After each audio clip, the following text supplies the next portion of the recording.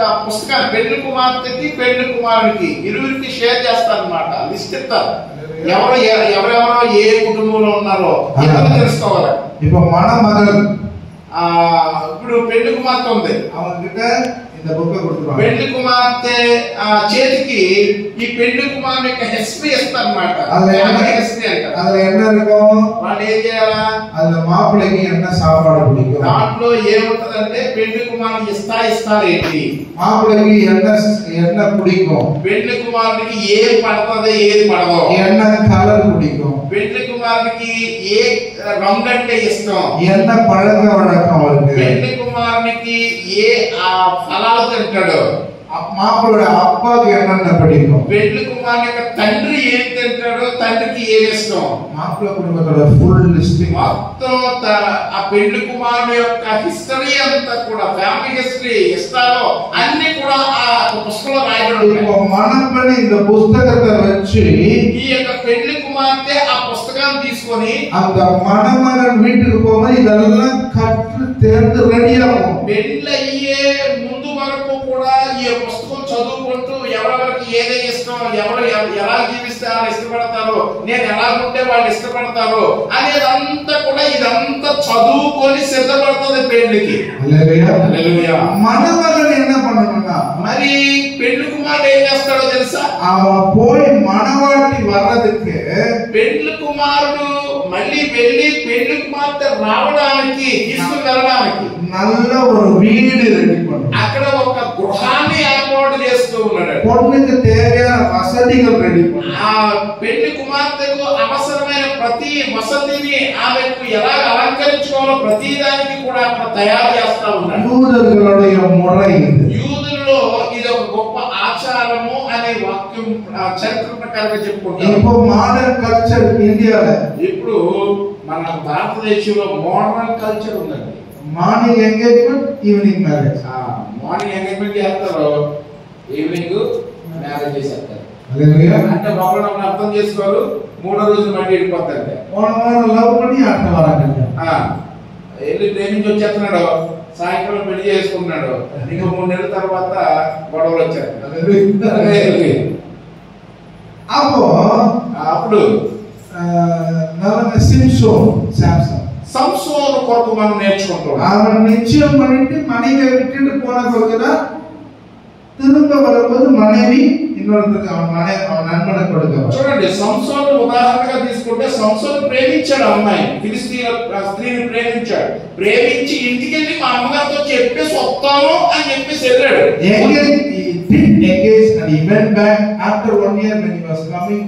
His wife was given to అతను తన యొక్క భార్యను ఎంగేజ్ చేసుకుని వెళ్ళిపోయాడు. వెళ్ళిపోయిన తర్వాత మళ్ళీ సంవత్సరం తర్వాత వస్తూ ఉన్నప్పుడు అక్కడ పరిస్థితులు మారిపోయాయి. அதே போல யோசேப்பு இயேசுவின் தாயாக மரியாளுக்கு நிச்சயம் பண்ணி 1 year வர்றதுக்குள்ள మరియాలకు పరిశుద్ధాత్మ గర్భం ఉంటాయి. అదే విధంగా యోసేపు మరియల జీవితంలో కూడా మనం చూస్తూ ఉంటాం. మరియా ప్రధానం చేయబడిన తరువాత 1 సంవత్సరం వాడికి గ్యాప్ వచ్చింది. ఆ సంవత్సరం తర్వాత వచ్చేసరికి ఈ మరియకు గర్భము దాల్చింది అని చెప్పి తెలిసింది. యూదుల యొక్క పారంపర్యాచారం. நல்லா கவனிங்க, చక్కగా గమనించండి. అదే కూడా అలాగనే యేసు మనవాడన్, యేసు ఆయన పెళ్లి కుమారుడిగా ఉన్నాడు. இந்த భూమిలో வந்து ఆ పెళ్లి కుమారుడు యేసు ప్రభు ఈ భూమిలోనికి తిరిగి వచ్చి నిశ్చయం చేయవిట్టు మనల్ని నిశ్చయము చేసుకొని సంఘం నిశ్చయం చేసుకొని ఆయన మీకు స్థలము సిద్ధపరచ వెళ్ళుచున్నారని చెప్పేసి అక్కడ వెళ్ళిపోయాడు. அந்த యూద ముறையில ఇప్పుడు యూదుల ఆచార ప్రకారంగా నిశ్చయం பண்ணும்போது నిశ్చయం చేసుకునే ముందు நண்பர்களுக்கு விருந்து செய்வார். వాళ్ళందరూ కూడా ఒక విందు చేస్తారు. సిమ్సోన్ విందు చేశారు. సంసోను కూడా అతని చరిత్ర చదువుతూ ఉంటే అతనికి విందు చేశారు. మనవాడు యేసు, పెళ్లి కుమారుడు యేసు క్రీస్తు நம்மை இந்த பூமியில நிச்சயம் பண்ணும்போது మనల్ని ఈ భూమిలో నిశ్చయం చేసుకునేటప్పుడు நமக்கும் ஒரு விருந்து கொடுத்து మనకి ఒక విందును చేయబోతున్నాడు. ఆయన విందు கொடுக்க విందు ఇవ్వబోతా ఉన్నాడు. ఆయన వచ్చి ఇచ్చి వెళ్ళాడు. மணவாளன் engaged அப்போ விருந்து கொடுத்துட்டு will go back to his place. Then 1 year back he will come. Okay. ఎప్పుడైతే ఆయన మనల్ని నిశ్చయం చేసుకుని ఆయన మళ్ళీ ఆయన వెనక్కి వెళ్ళిపోయాడు, 1 సంవత్సరం తర్వాత ఆయన రాబోతూ ఉన్నాడు అని చెప్పేసి సంసోన్ மனைவியோட நிச்சயம் பண்ணா తన యొక్క ప్రేమించిన అమ్మాయితో నిశ్చయం చేయబడ్డాడు. அந்த పుస్తకத்தை மனைவிட்ட கொடுத்துட்டா ఆ పుస్తకం ఆ పెళ్లి కుమార్తెకి ఇచ్చేసాడు.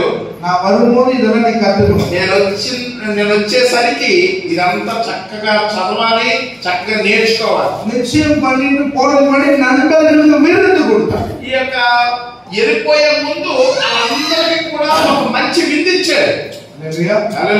అదే పోల యేసు క్రీస్తు అలాగనే యేసు ప్రభు కూడా భూమిలో వந்தమనే ఈ భూమిలో వచ్చిన తర్వాత మనకు ఒక ఉడன்பడికే కవెనెంట్ கொடுத்தார். మనతో ఒక బంధు బాంధవ్యాన్ని ఏర్పాటు చేసుకున్నాడు. நம்மை அவருடைய பிள்ளைகளாய் நிச்சயித்துக் கொண்டார். ఆయన తన పిల్లలుగా మనల్ని నిశ్చయం చేసుకున్నాడు. నిశ్చయం பண்ணிட்டு அவர் போகணும். ఆయన నిశ్చయం చేసుకుని ఆయన వెళ్ళాడు. అందుకు మున్నడి நமக்கும் ஒரு விருந்தை சிம்சோனை போல கொடுத்தார். మనకు ఆ సంసోను ఏ విధంగా ఆ విందులో ఉన్నాడో అలాగనే మనం కూడా ఆయన విందులో చేసుకున్నాం. நமக்கு என்ன விருந்து? మనకేంటి ఎలా జరిగింది? మనకి அவருடைய శరీరం రక్తం మారమా పుసిக்கிறோம். ప్రతి నెల కూడా మనం తీసుకుంటున్న ఆ విందు ఏంటంటే గొర్రెపిల్ల యొక్క రక్తము, గొర్రెపిల్ల యొక్క శరీరం. ఆమేన్. హల్లెలూయా. ఇప్పుడు యేసు మనవాళ్ళని పోయిటారు. యేసు ప్రభు పెళ్లి కుమారుడిగా పైకి వెళ్ళాడు. హల్లెలూయా. హల్లెలూయా. இப்போ மணவாட்டி எங்க இருக்காங்க? మరి ఇప్పుడు పెళ్లి కుమార్తె ఎక్కడ ఉంది చెప్పండి? పెళ్లి కుమార్తె ఎవరు? సంఘం. అమ్మా సరిగా చెప్పండి. yes సంఘం. మా ముందుకు వచ్చే మీ కళ్ళు కనబడాలా? ముందుకు వచ్చేది కదా. இப்போ பிரியா பூஜா மணவாளன் யாரு? పెళ్లి కుమారుడు అంటే ఎవరు? పెళ్లి కుమారుడు అంటే ఎవరు? மணவாட்டி யாரு? పెళ్లి కుమార్తె ఎవరు? సంఘం. ఆండవర్ వందరా? యేసు ప్రభు వచ్చాడా? ముందు వచ్చారా? ముందు వచ్చాడా? ఎంగేజ్మెంట్ చేశారా? విందు చేశారా? ఇప్పుడు ఎక్కడ ఉన్నారు? పరలోకంలో. అందరూ ఆయనకి చేయకుండా చెప్పకూడదు. ஏசு சொல்றாரு, ஏசு சொல்றாரு, I am going to நான் உங்களுக்கு ஒரு స్థలத்தை ஆயத்தம் I am going to prepare a place for you. నేను మీ కొరకు స్థలము సిద్ధపరచబెట్టుచున్నాను అన్నాడు. హల్లెలూయా. హల్లెలూయా. இப்போ ஆண்டவர் நமக்கு அங்க என்ன ரெடி பண்றாரு? యేసు ప్రభు ఆయన ఎక్కడ ఉన్నాడు? అక్కడ ఏం చేస్తున్నాడు? ఆయన మన కోసం ఏం చేస్తున్నాడు? స్థలం సిద్ధపరుస్తా ఉన్నాడు. సంఘం ఏం చేయాలి? మన సంఘం ఏం చేయాలా? ఆయన కోసం ఎదురు చూడాలా లేకపోతే అన్ని నేర్చుకోవాలా? మనకి ఒక పుస్తకం ఇచ్చారు. మనకి ఒక పుస్తకం ఇచ్చాడు ఆయన. ఆయన ఎస్టిమేట్, ఆయన ఎలా ఉంటాడో, ఆయన కోసం మనం ఎలా జీవించాలో మనకు పుస్తకం ఇచ్చాడు. మనమాటి ఇதை பார்த்து கத்துக்கணும். ఇప్పుడు ఇదంతా సంఘమైన మనము నేర్చుకొని సిద్ధంగా ఉండాలి ఆయన కోసం. యేసు క్రీస్తుకి ఎదు பிடிக்கும்? యేసు క్రీస్తుకి ఏది ఇష్టం? పరలోకంలో మనం என்ன பண்ணணும்? పరలోకంలో ఉన్నప్పుడు మనం ఏం చేయాలా? హల్లెలూయా. హల్లెలూయా. వేదం சொல்லுது పరలోకத்தை துதிச்சிட்டே இருக்கணும். ప్రైజ్ ఉందా? ఓకే, మనం ఏం చేయాలనేది బైబిల్లో రాయబడింది. పరలోకంలో మనం ఎల్లప్పుడూ కూడా స్తుతిస్తూనే ఉండాలి. హల్లెలూయా. హల్లెలూయా. అది ఎక్కడ ప్రాక్టీస్ பண்ணணும்? మనం ఆ స్తుతించడం అనేది ఎక్కడ ప్రాక్టీస్ చేయాలండి? ఎక్కడ ప్రాక్టీస్ చేయాలి? సంఘంలో. கொஞ்ச நேரம் படி படிச்சோம். ஒரு நாளைக்கு 7 முறை துதிக்கணும். ఇందాకే చదువుకున్నాం. ఎన్నిసార్లు ప్రార్థన చేసేట? 7 మార్లు. ఇంక ప్రాక్టీస్ பண்ணல అங்க போய் துதிப்பார். ఎక్కడ ప్రాక్టీస్ చేస్తేనే అక్కడ మనం స్తుతించగలం. హల్లెలూయా. హల్లెలూయా. హిందూ పీపుల్ తెలుసా? హిందూ పీపుల్ తెలుసు కదా? హిందూ పీపుల్ తెలుసా మీకు? அவங்க எப்படி தெரியுமா? వాళ్ళు ఏం చేస్తారు తెలుసా? எங்க போறாங்க? ఎక్కడికి వెళ్తారు? పొద్దున్నే నెడుకు పోறாங்க. వాళ్ళు ముక్కుకున్నారనుకో అగ్ని పెడతారా? ஆனா இப்பவே ఓకే ఓకే.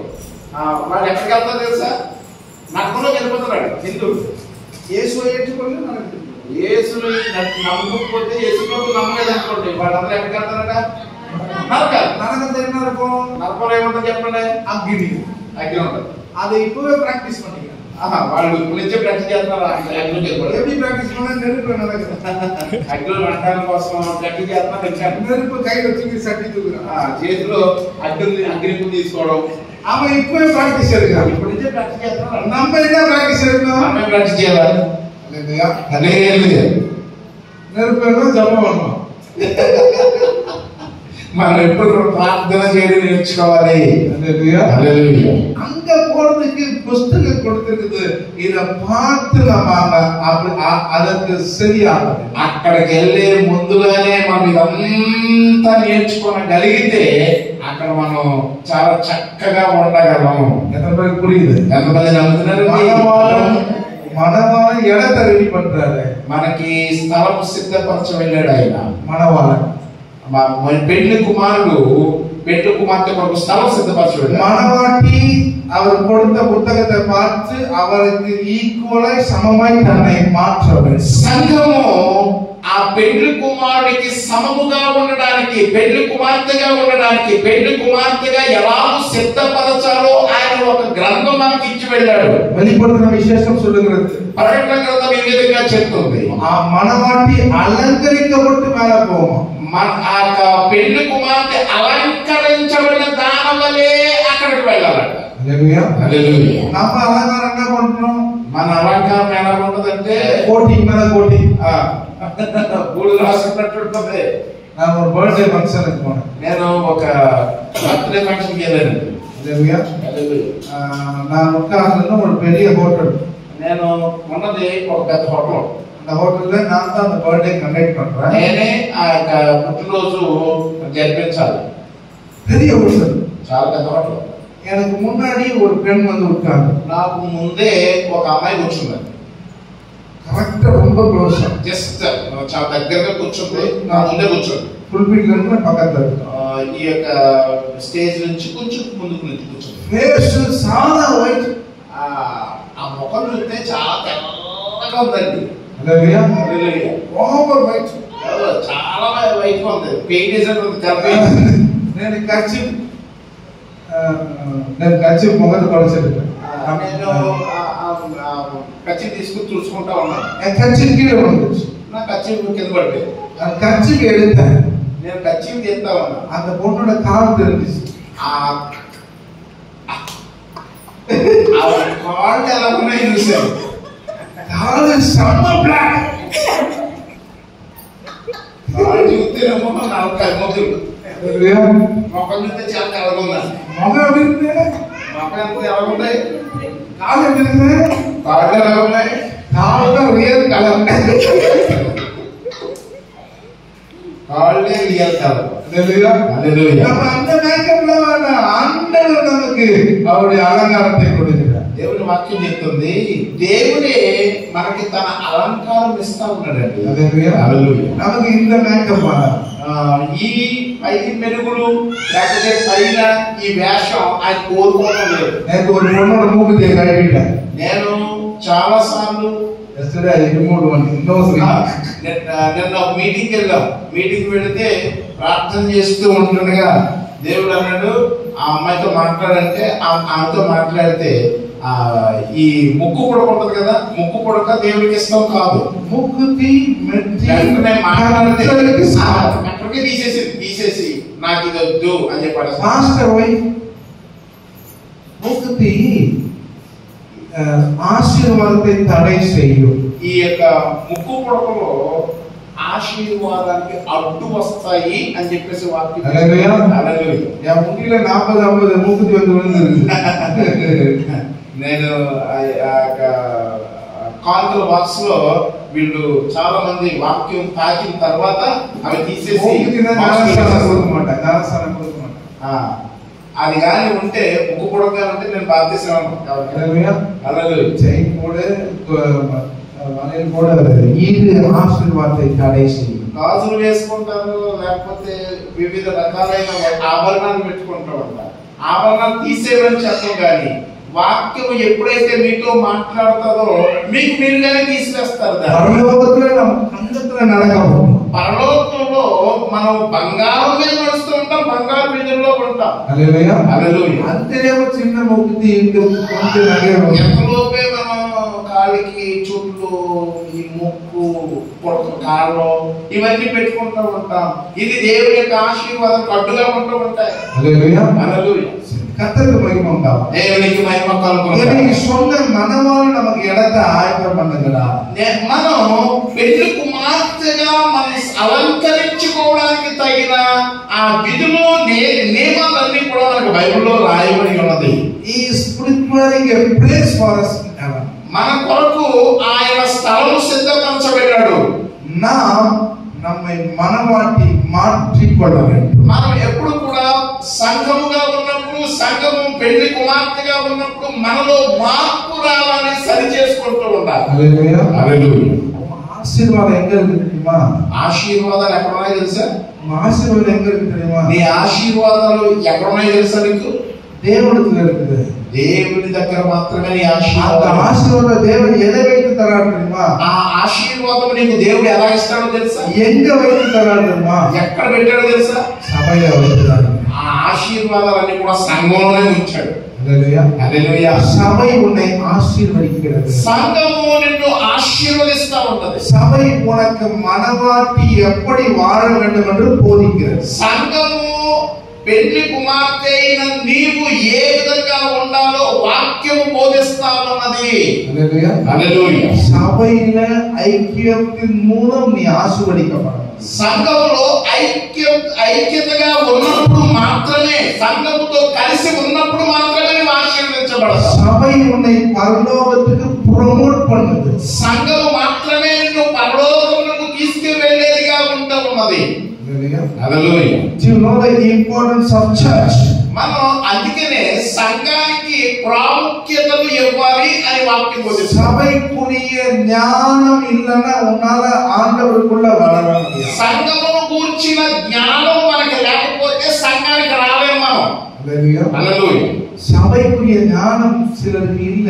సంఘమును గూర్చిన జ్ఞానము వారికి ఉండదు. ఎరితే ఎరినట్టు లేకపోతే లేనట్టుగా ఉంటుంటుంది. సండే వరకు పాసం పోరా. ఆదివారం మొత్తం కూర్చుంటాం, ఏదైనా మాటలు వింటాము, వెడగలిగితే వింటాము, లేకపోతే వెళ్ళిపోతాం. అపోస్తలులు సభైనే కుడి ఉంటారు. అప్పుడు మనం జాగ్రత్తగా ఆలోచిస్తే అపోస్తలులు ఎప్పుడు కూడా సంఘములోనే ఉన్నారు. హల్లెలూయా. ఒక వసంతం కామికరా ఒక వాక్యాన్ని నేను మీకు చూపిస్తా. సభయోడు ఉங்கள் ఆశీర్వాదం ఎప్పుడు ఇணைந்திருக்குது என்று కామిక. ఆ సంఘంలో ఆశీర్వాదాలు సంఘంలోనే ఉన్నాయి అనే దానికి మీకు ఆ వాక్యాన్ని నేను చూపిస్తా. హగ్గాయి పుస్తకం, హగ్గాయి పుస్తకం, హగ్గాయి గ్రంథం 1వ అధ్యాయం 1వ అధ్యాయం 5వ వచనం నుండి వాసిద్దాం. 5వ వచనం నుంచి చదవండి. హగ్గాయి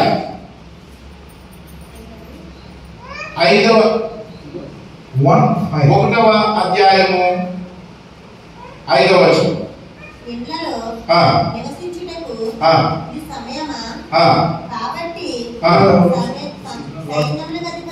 హగ్గాయి 1:5. హగ్గాయి 1:5. హగ్గాయి కాబట్టి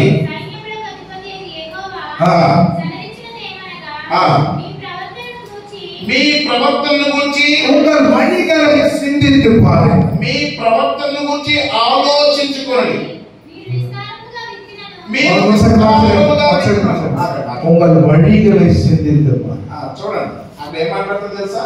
మీ ప్రవర్తన గురించి జాగ్రత్తగా చూసుకోండి. అమ్మా ఉங்களுக்காக பேசுற వழிகளை சிந்தித்து பாருங்கள். మీ కొరకే దేవుడు చెప్తా ఉన్నాడు, మీ ప్రవర్తనను జాగ్రత్తగా చూసుకోండి. అక్క తంగయ్యలకు சொல்ற వழிகளை சிந்தித்து பாருங்கள். అక్క చెల్లెలకు, అన్న తమ్ముళ్లకు దేవుడు చెప్పేది ఏంటంటే మీ ప్రవర్తన జాగ్రత్తగా చూసుకోండి. బ్రదర్ సిస్టర్ சொல்றாரு. ఆ సహోదర సహోదరులారా మీ యొక్క ప్రవర్తన మగన్களுக்கு சொல்றாரு. చిన్న పిల్లలారా మీ అందరూ కూడా మీ ప్రవర్తన జాగ్రత్తగా చూసుకోండి. వழிகளை சிந்தித்து మన ప్రవర్తన కోసం ఆలోచించుకోవాలి. వాసిగా మాట కోసం ఇక్కడ కింద చదవండి. చదవండి. ఇక్కడ మీరు విస్తారముగా విత్తినను మీకు కొంచెమే పండేది. హల్లెలూయా. హల్లెలూయా. நீங்க நிறைய விதைத்து உங்களுக்கு கொஞ்சமே మీరు చాలా కష్టపడతా ఉన్నారు, విస్తారంగా చాలా ఎక్కువ మీరు విత్తనాలు వేశారు, కానీ మీకు కొంచెమే పడుతుంది. హల్లెలూయా. హల్లెలూయా. హార్డ్ వర్క్ பண்றேன், 10 hours వర్క్ பண்றேன், సాలరీ కొంచెం అద. మీరు చాలా ఎక్కువ విత్తుతా ఉన్నారు, కష్టపడతా ఉన్నారు. తెల్లవారు కష్టపడవచ్చు, లేదా పగలంతా కష్టపడవచ్చు, కానీ మీకు కొంచెమే లాభం వస్తా ఉన్నది. హల్లెలూయా. హల్లెలూయా. நான் நிறைய எதிர்பார்த்தேன், 10 மணி நேரம் வேலை செஞ்சேன், எனக்கு கொஞ்சமே. నేను చాలా కష్టపడ్డాను, 10 గంటల సేపు నేను నుంచుని కష్టపడతా ఉన్నాను, లేకపోతే ఒంగోలు కష్టపడతా ఉన్నాను. ఆ 10 గంటల సేపు నా శ్రమ అంతా ఉంటా ఉన్నది, కానీ నాకు కొంచెమే జీతం వస్తా. వ్యవసాయం பண்ணுகிறவன் அதிக விளைகிறான், ஆனா கொஞ்சம் தான். వ్యవసాయం చేసేవాడు ఎకరాలు అతను వేసిన కొంచెమే పంట వస్తా ఉన్నాడు. చదవండి, ఇంకా కొంచెం చెప్పండి. మీరు భోజనము చేయుచున్నాను, ఆకలి తీరక ఉన్నది పసిడి.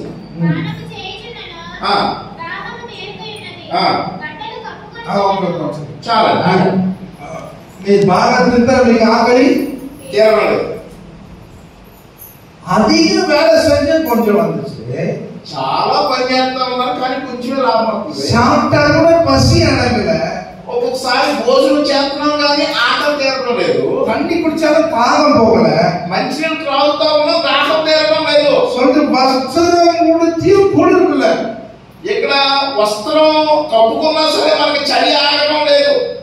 బెడ్షీట్ కుట్టిన వరదు. మనం దుప్పటి కప్పుకుంటున్నాం, కానీ చలి ఆగడం చదువు లేదు. చదవమ్మా.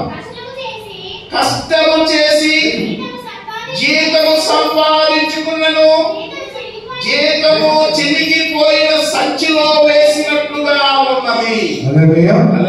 நிறைய வரும் நினைச்சா கொஞ்சம் வந்துச்சு. మనకి ఎక్కువ పని చేసినప్పుడు కొంచెమే వచ్చింది. சாப்பிட்டாலும் திருப்தி ஆகல, ఆకలిగా ఉండిపోతుంది. భోజనం చేసినా குடிச்சாலும் திருப்தி ஆகல, మంచినీళ్ళు తాగినా మనకి దాహంగానే ఉంటాం. அந்த பணம் உனக்கு பத்தல. మనం చక్కగా సంపాదించుకుంటున్నాం, కానీ కొంచెమే దాహం వస్తాం. அந்த பணத்தை எப்படி தெரியுமா இருக்கிற பத்தல் பையில ప్యాకెట్ల పోటా ఆ చేతులు ఎలా ఉన్నదని తెలుసా? జోబులో పోసుకుంటే సివిల్ సంచిలో పోసినట్టు ఉందంట. ప్యాకెట్ల పోవడం 10 నిమిషాల్లో పోయి మన జేబు వేసుకుంటుంటే 10 నిమిషాల్లో మొత్తం వచ్చి జేబు వెళ్ళిపోతుందంట. హల్లెలూయా. ఎంతమందికి అంత అనుభవం இருக்குது? ఎంతమందికి ఈ అనుభవం తెలిసి చెప్పండి. ఎంత సంపాదించినా ఎక్కడో రోడ్డు కనబడుతుంది. ఎంతమంది రావాలని சொல்றீங்க? ఎంతమందికి అర్థమవుతుంది? ఆమె చెప్పండి. కొంచెమే ఉంది. ప్యాకెట్ల పోట మన ఆ కొంచెం ఉన్నది కదా అని చెప్పి జోబులు పెట్టుకుంటున్నాం. ప్యాకెట్ పోట జోబులు కన్నం ఉంది. ఇప్పుడు పోగుம்போது ఇలా వెళ్ళేటప్పుడు ஒண்ணுமே இல்லை, ఆ కన్నం ద్వారా వెళ్ళిపోతుంది. చెన్నైలో எப்படி சொல்லுவாங்க? కై వై. చెన్నైలో ఏ విధంగా చెప్తా ఉంటారు? నీ చేయి చూపించు. கையில ஓட்ட தெரிஞ்சுச்சுன்னா உனக்கு ஓட்ட கை, பணமே உன் கையில நிக்காது. నీ చెయ్యి చూసి వాళ్ళు అంటారు, నీ కత్తి ఉందయ్యా, నీకు డబ్బులు నీ చేతులు నిలబడవు అని చెప్పేసి అంటూ ఉంటారు. நம்ம அப்படிதான் இருக்கிறோம், பொத்தல் பையில போட்ட மாதிரி. మన పరిస్థితి కూడా చాలా మంది పరిస్థితులు ఇలాగే ఉంది. ఎంత సంపాదించినా జోబులో వేసుకున్నాం, సివిల్ సంచిలో పోసినట్టు. ఎందుకైనా 5వ వచనం వాసిద్దామా? ఎందుకైనా అలాగా 7వ వచనం వాసిద్దామా? 7వ వచనం చదవాలి. కాగా సైన్యములకు అధిపతి యెహోవా సెలవిచ్చినదేమనగా, మీ ప్రవర్తనను గూర్చి ఆలోచించుకొనండి. மறுபடியும் சொல்லுங்க, வழிகளை சிந்தித்து பாருங்க. మళ్ళీ చెప్తున్నాడండి, మళ్ళా చెప్తా ఉన్నాడు. అక్కడ అంటా ఉన్నాడు, మీ ప్రవర్తన చూసి ఆలోచించుకోండి. హల్లెలూయా. హల్లెలూయా. 9వ వచనం 9వ వచనం. విస్తారముగా కావాలని మీరు ఎదురు చూచితిరి గాని కొంచెముగా పండింది, మీరు దానిని ఇంటికి తేగా నేను దానిని చెదరగొట్టితిని. హల్లెలూయా. హల్లెలూయా. நிறைய வரும் பார்த்தா கொஞ்சம் வந்துச்சு. మనకి ఎక్కువ విత్తము కానీ కొంచెం వచ్చింది. అది అది అది எனக்கு திருப்தி படுத்தல. మనకి ఆకలి భోజనం చేసిన ఆకలి జరగడం లేదు. ప్యాకెట్లో పోతే కానా మొత్తం పోయిన గురించి జోబులో పెట్టుకున్నా డబ్బులు కనబడటం లేదు, సిక్సెస్లో కూర్చుండిపోతున్నాయి. మறுபடியும் போய் சம்பாதிச்சேன், మళ్ళా వెళ్ళి కష్టం చేసుకుని వస్తా ఉన్నా. அதிக வரும்னு நினைச்சேன், చాలా ఎక్కువగా వచ్చేస్తుందేమో అని చెప్పి కష్టపడతా ఉన్నా. కొంచెం வந்துச்சு, కానీ కొంచెం వచ్చింది. அந்த கொஞ்சத்தை அப்படி எடுத்துட்டு ఆ కొంచెం కూడా ఇలా తీసుకొని கிட்ட வந்து ఎక్కడైతే జారిపోతాయి అని చెప్పేసి ఇంటికి జాగ్రత్తగా చెప్తున్నాం. ஆபீஸ்ல இருந்து வீடு கிட்ட வர, ఆఫీస్ నుంచి ఇంటికి వస్తారండి. வீட்டுக்கு வந்தா மனைவி இருக்கிறாங்க. ఇంటికి వచ్చిన తర్వాత ఏది తెచ్చావు అంటది. ఎందుకంటే wife is waiting, childrens are waiting. చిన్నపిల్లలు చూస్తా ఉంటారు, భార్య చూస్తా ఉంటారు, ఏం తెచ్చాడు. அந்த வீடு கிட்ட வாசல்ல வந்த உடனே ఇంటికి ఆ ద్వారబంధంలోకి రాగానేనంట ఆండ్రోడ్ சொல்றாரு, அந்த காசை நான் ஊதிட்டேன். దేవుడు ఏం చేస్తాడు తెలుసా? శాపన కొడతా ఉంటాడు. ஹalleluya, హల్లెలూయా. நிறைய வரும்னு நினைச்சேன், చాలా ఎక్కువ వచ్చేసింది అనుకున్నా. கொஞ்சம் வந்துச்சு. కొంచెం వచ్చింది. அதை வீட்டுல எடுத்து வரதாமையும் ఇంట్లోనికి ఇలా గడపలోకి కాలు పెడతాం, ஆண்டவரே ஊதி போட்டுருவேன். దేవుడు ఏం చేస్తాడంట? చెదర కొట్టేస్తా. வீட்டுக்குள்ள வந்தா ఇంట్లోకి వచ్చిన తర్వాత వైఫ్ கேக்குறேன், எங்க சாலரி, ఏది నీ చేసేదయ్యా అని అడుగుతుంది భార్య. చెయ్యి எப்படி చెయ్యి చూపిస్తే వట్టి చెయ్య.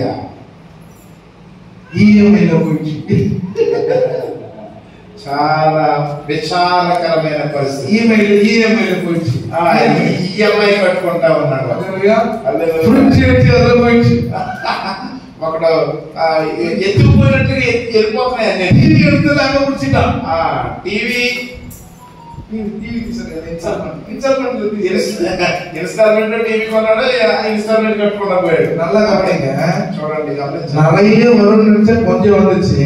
మనం ఎక్కువ విత్తనము కానీ కొంచెం వచ్చింది. అదే எடுத்துட்டு வரணும்னு நினைச்சேன், అదే ఇంటికి తెచ్చుకుందామని అనుకున్నాం. అదేం కరెక్ట్ என்ன பண்ணிட்டாரு? దేవుడు ఏం చేస్తున్నాడు? దాన్ని కూడా దేవుడు நல்லா கவனி, గమనించండి. வருமானத்தை, నీ యొక్క జీతం, உன் இன்கம், నీ యొక్క జీతం పిశాసు ఊది పోడల. చూడండి, సాతాను ఏదో చేసేసినట్టున్న సాతాను కాదండి, యేసు ఊది పోటారు. దేవుడు మాత్రమే చెదరగొడతా ఉన్నాడు. ఎందుకు తెలుసా? వాసికలామా చదవండి. ఎందుకు చేతనని యెహోవా అడుగుచున్నాడు. నా మందిరము పాడై ఉండగా మీరందరూ మీ ఇల్లు కట్టుకొనుటకు మీరందరూ మీ ఇల్లు కట్టుకొనుటకు త్వరపడుట చేతనే కదా. హల్లెలూయా, హల్లెలూయా. ఎందుకు అలా చేస్తాడో? நீ ஆலயத்து மேல மகிழ்ச்சியா இல்லாம ஆலயத்து மேல ஒரு கேர் எடுக்காம நீ வீட்டுக்கு ஓடி, నువ్వు ఆలయంలో సంతోషించవలసింది పోయి నువ్వు ఆలయంలోకి రావాల్సింది పోయి నువ్వు ఎక్కడికన్నా బయటికి పనిచేయడానికి వెళ్ళిపోతావా, నీ ఇంటికి వెళ్ళిపోతున్నావు. హల్లెలూయా. హల్లెలూయా. சில பேர் இருக்கிறாங்க, చాలా మంది ఎలా ఉంటారు? లాస్ట్ ప్రేయర్ పాస్ కన్ను ముడుగా కడిసి జపం பண்ணுவோம். కొంతమంది ఎంత తెలుసా? చివరి ప్రార్థన చేసుకుని కళ్ళు మూసుకోండి అని చెప్పేసి పాస్టర్ గారు చెప్తారు. పాస్టర్ కన్ను తెరపైంది, మనం కళ్ళు తెరిచేలోపు వాళ్ళ సంఘంలో ఉంటారు. ఎక్కడ చికెన్ కట్టారు, ఇది తెలుసా? అది చాలా పనులు ఉన్నాయండి. చికెన్ కట్ట, చికెన్ కొట్టకి చికెన్ సండే చికెన్ సంబంధం సండే చికెన్ కూర వండుకోరు కదా. ఉన్నదా ఉంది. అందుకని దేవుడు చివరి ప్రార్థన వరకు నువ్వు లేకపోతే నీ చేతిలో సంపాదించిన జీతం ఎవరు చేస్తున్నారు? సాతాను కాదు, దేవుడే చదవబడతారు. ఎంతమందికి అర్థమవుతుందండి? అర్థమవుతుందా? ఇప్పుడు ఆశీర్వాదం ఎదురు సంబంధపడుతుంది. ఇప్పుడు నీ ఆశీర్వాదం దేనితో సంబంధం ఉందో చెప్పడు. సంఘముతో సంబంధం ఉంటుంది. సంఘము ఎప్పుడు కూడా నీ జీవితంలో ఒక మేజర్ రోల్ ప్లే చేస్తుందని అర్థం చేసుకో. పరలోకத்துக்கு ప్రమోట్ பண்ணது. సంఘము మాత్రమే నిన్ను పరలోకానికి తీసుకొని వెళ్ళేది. నీ సభయ నేసికన్నా కర్తరు మరుమడు. నీవు సంఘమును ప్రేమించట్లేదంటే నువ్వు క్రీస్తుని ప్రేమించడం లేదు. సభయ నేసికన్నా ఆండవర్ ఉనకు వీట్ల సమాధానం. సంఘమును ప్రేమించకపోతే నీ యొక్క కుటుంబంలో సమాధానం ఉండదు. హల్లెలూయా. హల్లెలూయా. ఎంతమందికి అర్థమవుతుందో చెప్పండి. ఏమంటే ఒక పణం వందించిన మనీ కమ్స్. ఓకే, నాకు ధనం వచ్చింది అనుకోండి. my first thinking is నేను how to give to God. నేను ఆలోచించేది ఏంటో తెలుసా, నాకు ఏదైనా ధనం వస్తే నేను ఆలోచించేది ఏంటో తెలుసా, ఫస్ట్ దేవుడికి ఏ విధంగా నేను ఖర్చు పెట్టాలి. ఫస్ట్ మనం ఆర్డర్ నా యొక్క సంపాదనలో ఫస్ట్ సంపాదన దేవుడికి ఇచ్చేస్తాను. ఫస్ట్ ఏది నేను పొందుకున్నా దాన్ని నేను దేవుడికి ఇచ్చేస్తాను. பழைய ஏற்பாட்டுல சொல்லுது, పాత నిబంధనలో చెప్తుంది, வீட்டுல சொல்ற முதல் அப்பம் கூட பாஸ்டருக்கு வந்துடும். కుటుంబంలో వండుకున్న మొట్టమొదటి అప్పము కూడా ఎవరు తీసుకొచ్చేవారు తెలుసా, దేవుని సన్నిధి తీసుకుని వచ్చేవారు. இப்ப மட்டும் அந்த ரூல்ஸ் இருந்துச்சுன்னா ఇప్పుడు ఆ రూల్ అన్ని ఏమైంది తెలుసా, చర్చికుల్లా సంపాదించారు. చర్చి కూడా సంపాదించుకుంటారని చర్చికుల్లా సంపాది చర్చిలోనే దోశ సంపాది చర్చిలోనే దోశ సమాధి చేసుకుంటున్నారు.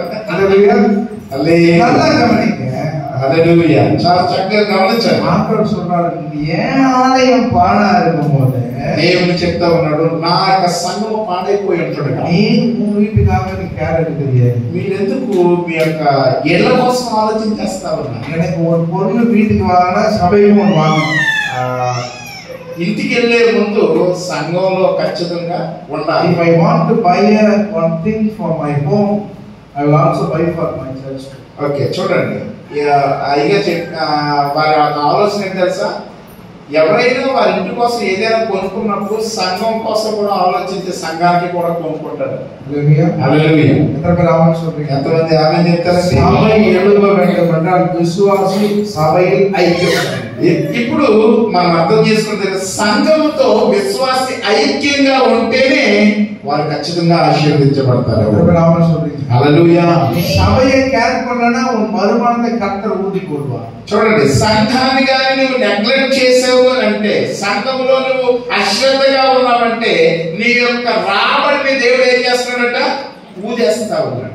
சபைக்கு நீ ஆசீர்வாதமா இருந்தா நீ கொஞ்சம் எதிர்பார்த்தாலும் கர்த்தர் நிறைய கொடுப்பார். సంఘముకు నువ్వు ఆశీర్వాదకరంగా ఉంటే, సంఘంలో నువ్వు ఆశీర్వాదకరంగా ఉంటే, నీకు బయట నీ గృహంలో కష్టముగా ఉన్నాను, దేవుడు అధిక ఆశీర్వాదాన్ని ఇస్తాడు. ఆమేన్, హల్లెలూయా. சபையில ரெண்டு காரியங்கள் தொடர்ந்து நடைபெற வேண்டும், அப்பொழுதுதான் சபை உயிரடையும். చూడండి, సంఘము ఎప్పుడు బ్రతికించబడుతుంది, సంఘం ఎప్పుడు బ్రతికించదంటే రెండు విషయాలు నేను మీకు చెప్తున్నాను. రెండు విషయాలు ప్రారంభిస్తేనే సంఘము బ్రతికించబడుతుంది. సభకు వలర్చికి రెండు కన్నులు ఉండు. సంఘము వర్ధిల్లడానికి రెండు క్రియలు కనబడతా ఉన్నాయి. ఎత్తన పేరు మనవారిని సంధికి నేను ఆయత్తపడని చెప్పాను. ఎంతమంది పెళ్లి కుమారుని సంధించాలి అనే ఆశ కలిగి ఉన్నారో వారి వలన ఈ యొక్క రెండు క్రియలు జరుగుతూ ఉంటాయి. హల్లెలూయా. హల్లెలూయా. వాసికలం అపోస్తలుల నడవడిక 2వ అధ్యాయములో అపోస్తలుల కార్యాల గ్రంథము 2వ అధ్యాయం. సభை వలర్చికి రెండు కన్నులు தேவை.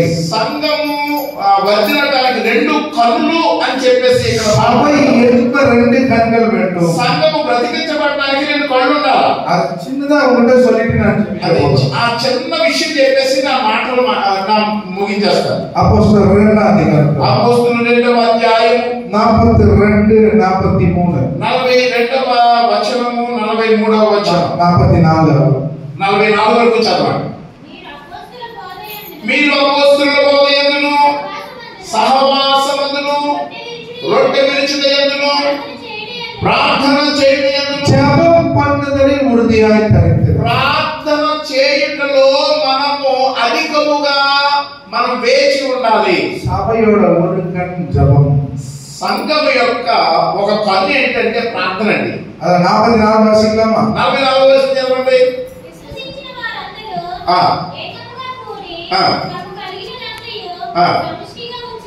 విశ్వాసిగా పొదువా అనుభవిస్తారు. విశ్వాసులు అందరూ కలిసి ఐక్యతగా ఉండి నూతనమైన ఆ ఆలోచనలు వారు కలిగి ఉంటారు. அவங்க பிள்ளைக்கு ஒரு விஷயத்தை வாங்கினா சபை மக்கள் இருக்க பிள்ளைகளுக்கு எதையும் வாங்கினா. చూడండి, మీ పిల్లలకు మీరు ఎంతైతే చక్కగా నూతన వస్తువుల కొరకు ఆలోచిస్తూ ఉంటారో సంఘము కొరకు కూడా అలా ఆలోచించగలిగితే మీరు ఆశీర్వదించాలి. ఇంకా சொல்றது அனைவரும் ஜெபத்துல தரித்திருந்தார். ఇక్కడ చాలా చక్కగా చెప్తుంది. మొట్టమొదటిది ఒక చక్కటి ప్రార్థన అని చెప్పి మాట్లాడుతుంది. సభై எழுப்புதலுக்கும் வளர்ச்சிக்கும் முதல் கண் ஜெபம்.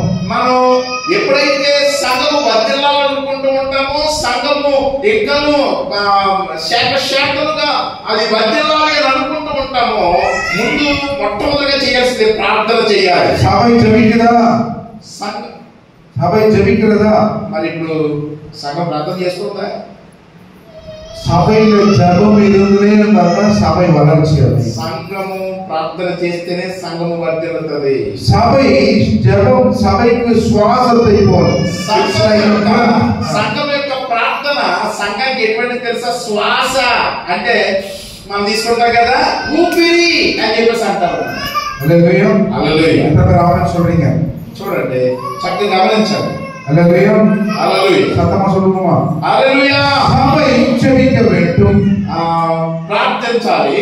హల్లెలూయా హల్లెలూయా. நீங்க ஜெபிக்கிறீங்க? ప్రార్థన చేస్తాను. சபைக்காக ஜெபிக்கிறீங்க? ప్రార్థన చేస్తాను. மணவாளனை சந்திக்க மணவாட்டி ஆயத்தமாக வேண்டும். చూడండి, పెళ్లి కుమారుని సంధించడం కోసం పెళ్లి కుమార్తె ఏం చేయాలా? సిద్ధపడుతూ ఉండాలి. హల్లెలూయా. சொல்றீங்க ఎంతమందికి అర్థమవుతుంది? చెప్పండి. ஆயத்தமாக ஜெபம் தேவை. మనం ఎప్పుడు కూడా సిద్ధపడాలి అంటే ప్రార్థన చాలా ప్రాముఖ్యం. வேதம் சொல்லுகிறது மனுஷகுமாரன் வரும்போது நீங்கள் ஜெபத்துல விழித்திருங்கள். మనుష్య కుమారుడు వచ్చేటప్పుడు మెలకువగా ఉండి ప్రార్థన చేయండి అంటా ఉన్నాడు. హల్లెలూయా. హల్లెలూయా. ఎంతమంది ఆమేన్ சொல்றீங்க? ఎంతమంది ఆమేన్ చెప్తారండి? ఇంకొక కాలం చెప్తున్నాం. సభైకాக జెபிக்கிறீங்களா?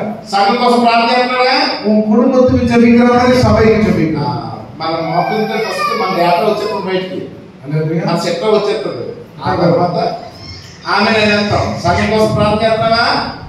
హల్లెలూయా. சில பேர் ஜெபம் ஃபுல்லா సెల్ఫిష్ ప్రేయర్. చాలా మంది ప్రార్థన చేస్తారు ఫుల్గా వాళ్ళ కుటుంబం కోసం, వాళ్ళ కోసం చేసుకోవడం తప్ప. My family should be good. నా కుటుంబమే అందరి కుటుంబాలు, என் ஃபேமிலி நல்லா இருக்கும். చాలా మంది ఇలాగే ఉంటారు. என் மனைவி நல்லா இருக்கும். My wife should be good. My side should be good. yes, నా భార్య బాగుండాలి, నా పిల్లలు బాగోవాలి, నా కుటుంబం బాగోవాలి, నా ఆర్థిక పరిస్థితులు బాగోవాలి, ఇవన్నీ చేస్తూ ఉంటారు. హల్లెలూయా. హల్లెలూయా. நிறைய பேருக்கு மற்றவங்களுக்கு ஜெபிக்கிற சுபாவமே இல்லை. మిగతా అసలు ప్రార్థన చేయరు, అలాగని చెప్పేసి వాళ్ళు మంచిగా ఉండాలని కోరుకోరు. వాళ్ళు ஒரு சின்ன கதை, ఒక చిన్న కథ చెప్తారు. ஒரு மனுஷனுக்கு கர்த்தர் தரிசனம் பண்ணார். ఒక మనిషికి ఒక అతనికి దేవుడు దర్శనమిచ్చాడు. கர்த்தர் சொன்னார், உனக்கு என்ன வேணுமో கேளு. దేవుడు అన్నాడు, దేవుడు ప్రత్యక్షమై అన్నాడంటే నీకు ఏం కావాలో కోరుతాను, நான் உனக்கு கொடுக்குறேன், నేను ఇచ్చేస్తాను, ఏం కావాలో కోరుతాను. ஆனா ஒரு కండిషన్. కానీ ఒక కండిషన్ ఉంది. நீ உனக்கு நீ எதை கேட்கறியோ அதை டபுள் மடங்கா உன் பக்கத்து வீட்டுக்காரங்க கொடுப்பேன். ఓకే, నువ్వు ఏది అడుగుతావో రెండంతలుగా నేను దాన్ని ఇస్తాను అని చెప్పి. నువ్వు ఏది అడుగుతావో దానిని రెండంతలుగా నీ పక్కోడికి ఇస్తాను. హల్లెలూయా. హల్లెలూయా.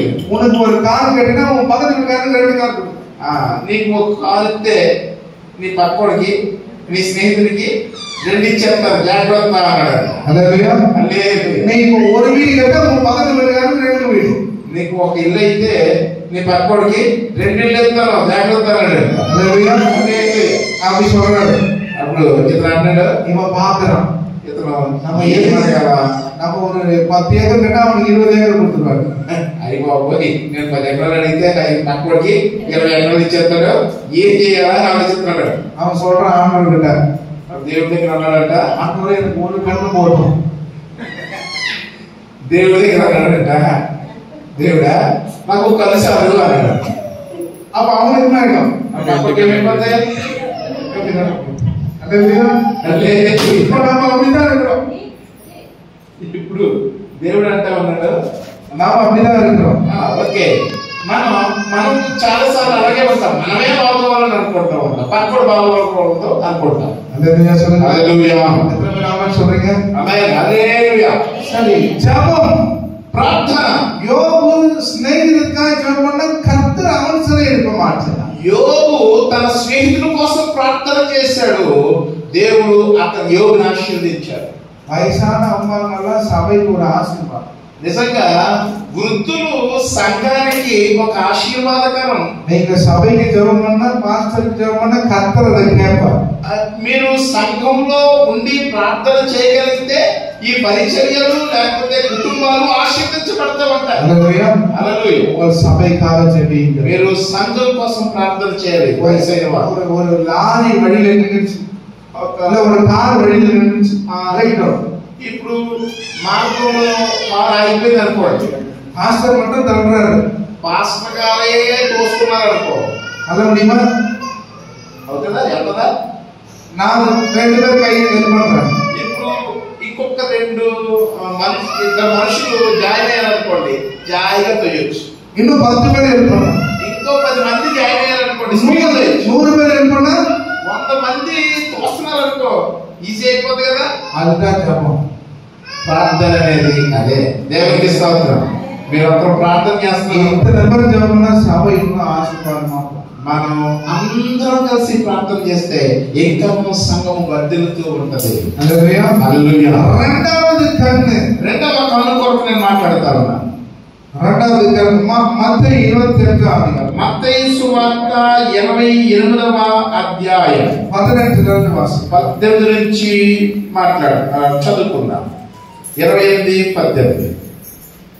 అయితే యేసు వారి యొద్దకు వచ్చి పరలోకమందును భూమి మీదను నాకు సర్వాధికారం ఇవ్వబడి ఉన్నది. కాబట్టి మీరు వెళ్ళి సమస్త జనులను శిష్యులుగా చేయండి. సమస్తమైన వారిని మీరు శిష్యులుగా చేయండి. హల్లెలూయా. మొదలు కన్నులు వస్తాయి. ఇప్పుడు మొదటి కన్ను ఏం చెప్పుకున్నాం మనం? మొదటి కన్ను ఏం చెప్పుకున్నాం? ప్రార్థన. రెండవ కన్ను సువిశేషపై పోయి చూడండి, సువార్తను ఇతరులకు చెప్పడం. అదే నీ పోయి చూడలేదు, నువ్వు వెళ్ళి సువార్త చెప్పాలి. రెండవది అదే రెండవ కన్ను. இந்த 2 கண்ணு இருந்த சபை வளர்ச்சியும் மீட்பும் ఏడుపుదనే పడే. ఈ 2 కళ్ళు ఏ సంఘానికి అయితే ఉంటాయి అంటే ప్రార్థన, సువార్త చేసే విధానం ఏ సంఘానికి అయితే ఉంటుందో ఆ సంఘం ఎల్లప్పుడూ కూడా వర్ధిల్లుతూ ఉంటది. எனக்கு தெரிஞ்ச ஒரு సభை இருக்குது, నాకు తెలిసిన ఒక సంఘం ఉందండి. 5 సర్వీస్ నడుస్తుంది. వాళ్ళకి ఆ సంఘంలో 5 సర్వీసులు జరుగుతాయి. ఫుల్గా ఆ సంఘం ఫుల్గా ఉంటది. அந்த చర్చ్ వాసలు ఎండ కొట్టుకోవడం தெரியுமா? ఆ చర్చికి ఆ గడపలో ఏం పెట్టు తెలుసా? ఇందు ఒరువరకాలు సువిశేషத்தை சொன்னீர் కదా. ఎవరు ఈ రోజు ఒక్కరికైనా నువ్వు సువార్త చెప్పావా అని అడుగుతారు. బోర్డు పెట్టారు, நீங்க எப்படிமா சர்ச்சுக்கு வந்தீங்க, நீங்க எப்படிமா சர்ச்சுக்கு வந்தீங்க, யாரோ ஒருத்தர் சுவிசேஷத்தை கேட்டு ஆரம்பிச்சாங்க. మనం ఎందుకు మనందరం కూడా ఇక్కడ ఉన్నాం కదా కారణం ఎవరో ఒకరు మనకి చెప్పారు, వాళ్ళు చెప్పిన దానికి ఇక్కడ వచ్చి కూర్చున్నాం మనం. నీకు పోయి చూడడమా இல்லையா? మరి మనం ఏంటి చెప్పాలి కదా, మనం ఒకరికి చెప్పాలి కదా. வேதம் சொல்றது சுவிசேஷம் சொல்வது என்பது கடமையா இருக்குது. దేవుని యొక్క వాక్యం చెప్తుంది సువార్త చేయకపోతే అయ్యో అంటా ఉంటాడు. అది ఒక డ్యూటీ, అది నా డ్యూటీ, నా విధి. సువార్త చెప్పడం, సువిశేషం చదవడం అయ్యో, సువార్త చెప్పకపోతే అయ్యో. అయ్యో అంటే తెలుసా? ఆపత్తు వరం. అయ్యో అంటే ఏంటి తెలుసా? సమస్య వస్తా ఉన్నది అని, ఆపద వస్తా ఉన్నది. సువార్త మనం చెప్తా ఉన్నాం. మీటింగ్ நடந்துக்கு முடியா, ఒక మీటింగ్ జరుగుతా ఉన్నదంటే நல்ல புதிய சபையை உங்களுக்கு கர்த்தர் கொடுத்திருக்கிறார். మంచి సంఘాన్ని దేవుడు మనకి ఇచ్చాడు కదా. நீங்க வேலை செய்தீங்கன்னா சபை நிரம்பிடும். నువ్వు చక్కగా పని చేసుకోవడానికి దగ్గరగా చర్చ్ ఉంటా ఉన్నది. அந்த சர்ச் அந்த கூட்டம் வேணாம், அந்த சர்வீஸ் வேணாம், இந்த கூட்டம் நடக்கும். ఎక్కడెక్కడి నుంచో కాదు వచ్చేది, ఎక్కడ ఈ ఏరియాలో ఉన్న వాళ్ళకి మనం చెప్పగలుగుతాం. சுவிசேஷம் சொல்றியா? సువార్త చెప్తా ఉన్నాం. బైబిల్ சொல்லுது. బైబిల్ చెప్తా ఉన్నది. சொல்றவன் இல்லாவிட்டா எப்படி கேட்பாங்க? అక్కడ ప్రశ్నిస్తా ఉన్నది. చెప్పేవాళ్ళు లేకపోతే మేము ఎలా వింటాం? హల్లెలూయా. రెండు కళ్ళు సంఘానికి ఉండాలి. జపం, ప్రార్థన, సువిశేషం. సువార్త. జపం, ప్రార్థన, సువిశేషం. సువార్త. జపం ప్రార్థన అంటే ఏంటి?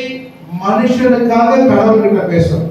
మనుషులు దేవుని దగ్గర, మనుషుల కొరకు దేవుని దగ్గర ప్రార్థన చేయడం. మనుషుల్ని సుఖమాకున్నాడు, మనుషుల్ని స్వస్థపరచున ఆయన, రక్షించిన ఆయన. మనుషులకాగ దేవుడితో பேசும். మనుషులు కొరకు దేవుని దగ్గర మాట్లాడమే ప్రార్థన అంటే. సువిశేషం సువార్త అంటే ఏంటి?